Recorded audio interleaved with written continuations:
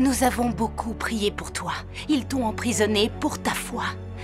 On espérait ta libération anticipée. Pendant leurs réunions et leurs prêches, les pasteurs et les anciens évoquent ces éléments bibliques et théologiques. Ils ne portent aucune lumière nouvelle. Et de moins en moins de gens viennent à nos réunions. L'Église est devenue morne et sans vie.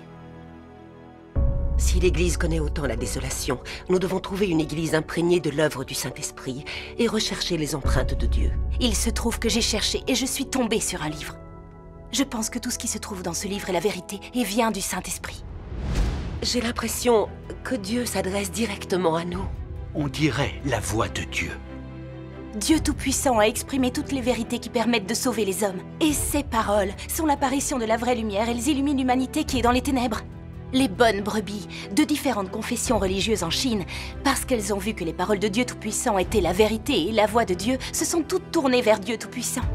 Les paroles de Dieu sont toutes dans la Bible. Comment pourrait-il en exister ailleurs? Si vous ne cherchez pas à écouter sa voix dans la Bible, le Seigneur ne l'admet pas. Le Seigneur a-t-il dit que toutes les paroles de la Bible étaient sa voix? Vous affirmez que l'œuvre et les paroles de Dieu n'existent que dans la Bible. Mais vous ne recherchez pas la voix du Seigneur dans les derniers jours.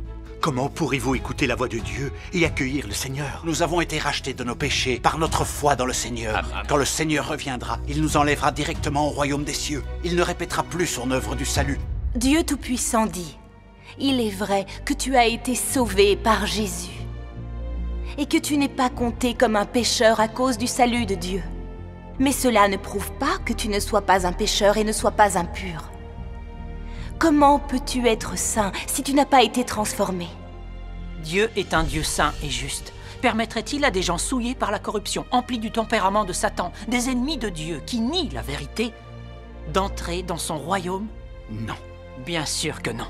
Ainsi, le Seigneur Jésus a prophétisé qu'il reviendra, qu'il exprimera la vérité, qu'il accomplira son œuvre du jugement et qu'il sauvera les hommes et les purifiera.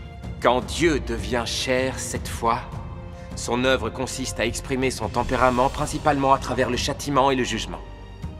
En utilisant cela comme fondement, il édifie l'homme avec plus de vérité, révèle plus de méthodes pratiques et réalise ainsi son objectif de conquérir l'homme et de le sauver de son tempérament corrompu.